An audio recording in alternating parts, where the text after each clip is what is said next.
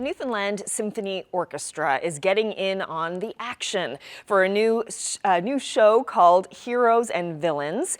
85 years ago, the Man of Steel made his action comic debut, helping launch an entire superhero universe that's still going strong today. Well, this Friday, the NSO will perform a slew of superhero scores, from the Avengers to Superman. Video producer Daryl Murphy grabbed his cape and his camera and swung by last night's rehearsal. This is a job for Superman. The concert starts at 7, but we're encouraging people to come around 6 p.m. or just after.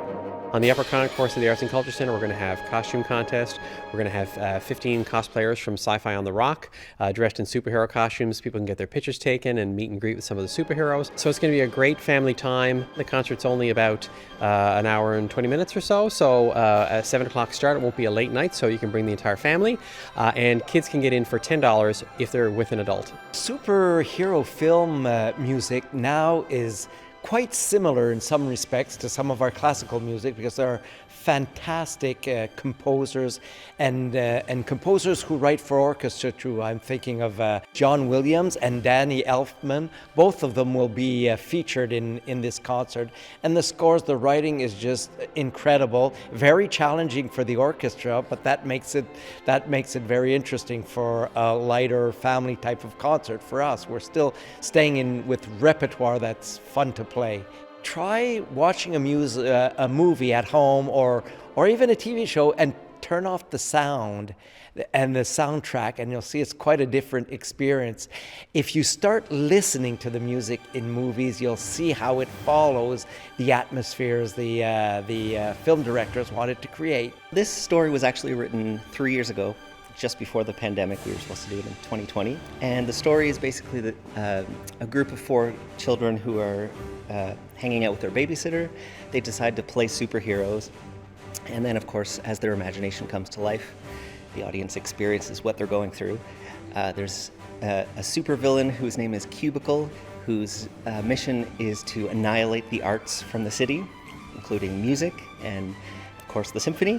So his goal is to basically stop the symphony from making these silly concerts, and the children decide that it's their goal to stop him from doing that. So I play Harmony in this production. I'm the cool babysitter. I let all the kids play superheroes, and I'm just awesome. I'm an awesome babysitter. I'm the coolest. I am playing Sketch. He is basically, all of his lines are superhero movie quotes. So he's basically like a walking superhero encyclopedia. I want them to feel like they're watching a superhero movie, like the excitement of it, the fun of it, to have a great time. I hope that they really enjoy the show.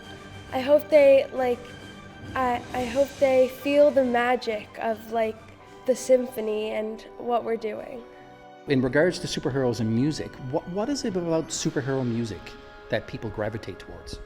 Yeah, I think music is a huge part of superhero movies and the entire legacy of the genre, really. It really elevates the story and creates this big, monumental, majestic feel.